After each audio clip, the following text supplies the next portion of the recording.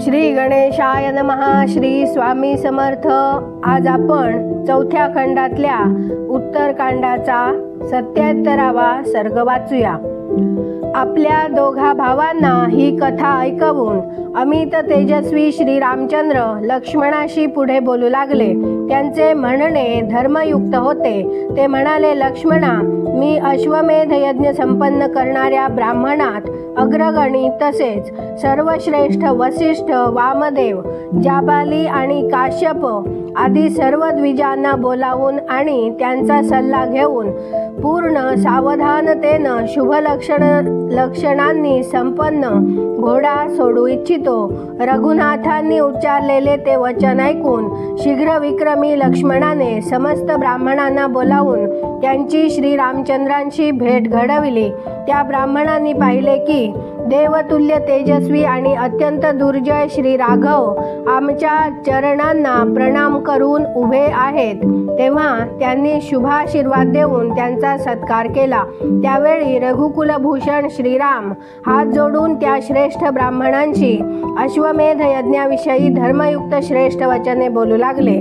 ते सर्व ब्राह्मण देखील श्रीरामांची ती वचने ऐकून भगवान शंकरांना प्रणाम करून सर्व प्रकारे अश्वमेध यज्ञाची स्तुतिपूजा करू लागले. अश्वमेध यज्ञाऐवजी त्या श्रेष्ठ ब्राह्मणांचे अद्भुत ज्ञानाने युक्त वचन ऐकून श्रीरामांना मोठा आनंद वाटला. त्या कर्मासाठी त्या ब्राह्मणांची संमती समजून श्रीराम लक्ष्मणाला म्हणाले, महाबाहो, तू महात्मा वानरराज सुग्रीवाकडं असा संदेश पाठव की, कपिश्रेष्ठा, तू खूप अशा विशालकाय वनवासी वानरांसह या यज्ञ महोत्सवाचा आनंद घेण्यासाठी ये.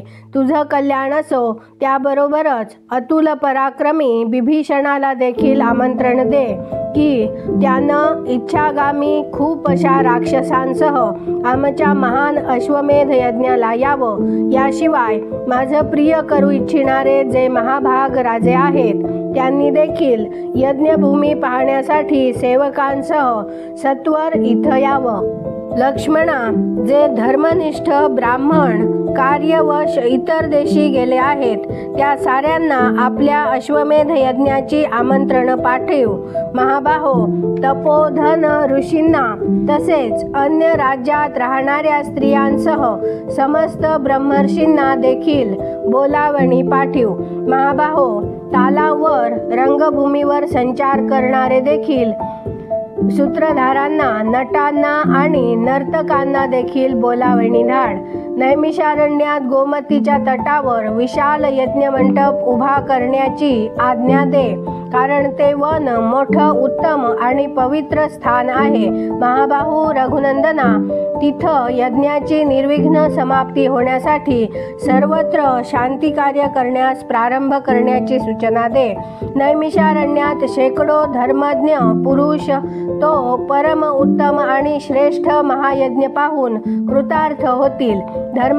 धर्मज्ञ लक्ष्मणा, सत्वर लोकांना आमंत्रण पाठव आणि जे लोक येतील ते सर्वजण विधिपूर्वक संतुष्ट, पुष्ट तसेच सन्मानित होऊन परततील याची काळजी घे. महाबली सुमित्रा कुमारा, लाखो ओझी वाहणारे पशु, उत्तम दाणेदार तांदूळ घेऊन आणि 10,000 पशु तीळ, मूग, चणे, कुळीथ, उडीद आणि मिठाची ओझी घेऊन पुढं पाठव. याला अनुरूप असे तेल, तूप, दूध, दही आणि न घासलेले चंदन तसेच न वाटलेले सुगंधी पदार्थ देखील पाठविले गेले पाहिजेत. भरता, 100 कोटीहूनही अधिक सोन्या चांदीची नाणी घेऊन आधीच जा आणि मोठ्या सावधपणानं यात्रा कर. मार्गात आवश्यक वस्तूंच्या खरेदी विक्री व्यवहारासाठी जागोजागी बाजारही भरविण्यात यावेत आणि या दृष्टीनं वाणी व्यावसायिकांना देखील बरोबर न्या. सर्व नट आणि नर्तक देखील घेऊन जा. खूपसे आचारी आणि नवयौवना देखील बरोबर घेऊन जा. भरताबरोबर आघाडीला सेनेला देखील जाऊ द्या. महायशस्वी भरत, शास्त्रवेत्ते, विद्वान, बालके, वृद्ध, एकाग्र चित्ताचे ब्राह्मण, काम करणारे नोकर, सुतार, कोषाध्यक्ष, वैदिक, माझ्या सर्व माता, कुमारांच्या अंतःपुरातल्या स्त्रिया, माझ्या पत्नीची सुवर्णमयी प्रतिमा, तसेच यज्ञकर्माच्या दीक्षेचे जाणकार ब्राह्मण या सर्वांना पुढं घालून आधीच यात्रेला निघावं.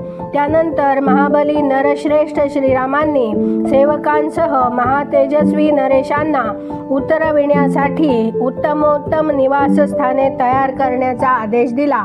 तसेच सेवकांसह त्या महात्मा नरेशांसाठी अन्नपान आणि वस्त्रे इत्यादी व्यवस्था करविली.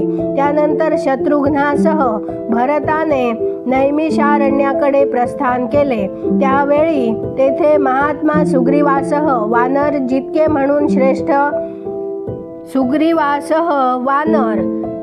म्हणून श्रेष्ठ ब्राह्मण तेथे उपस्थित होते. त्या सर्वांना वाढप करण्याचे काम करीत होते. स्त्रिया तसेच खूप अशा राक्षसांसह बिभीषण उग्र तपस्वी महात्मे मुनींना स्वागताकडे आणि पूजेकडे लक्ष देत होत्या.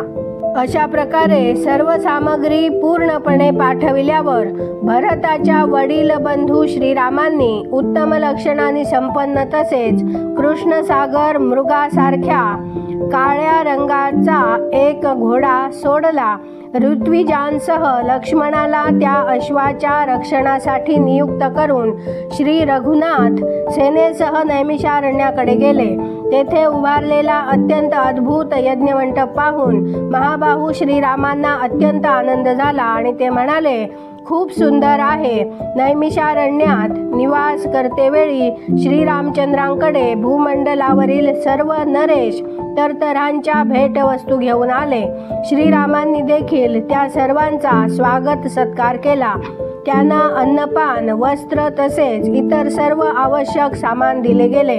शत्रुघ्नासह भरताची त्या राजांचा स्वागत सत्कार करण्याच्या कामी नियुक्ती करण्यात आली होती. सुग्रीवासह महामनस्वी वानर परम पवित्र तसेच संयत चित्त होऊन त्यावेळी तेथे ब्राह्मणांना भोजन वाढीत होते. खूपशा राक्षसांसह आलेला बिभीषण अत्यंत सावधान राहून उग्र तपस्वी ऋषींच्या सेवा कार्यात मग्न होता. महाबली नरश्रेष्ठ श्रीरामांनी सेवकांसह महामनस्वी भूपालांना उतरण्यासाठी बहुमोल निवासस्थाने दिली.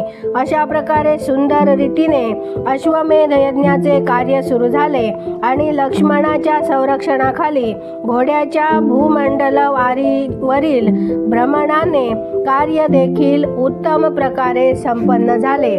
राजांमध्ये सिंहाप्रमाणे पराक्रमी असलेल्या महात्मा श्री रघुनाथांचा तो श्रेष्ठ यज्ञ अशा प्रकारे उत्तम विधीने सुरू झाला. त्या अश्वमेध यज्ञात केवळ एकच गोष्ट सगळीकडे ऐकू येत होती. जोपर्यंत याचक संतुष्ट होणार नाहीत तोपर्यंत त्यांच्या इच्छेनुसार त्यांना सर्व वस्तू देत राहा, याशिवाय दुसरे बोल ऐकू येत नव्हते.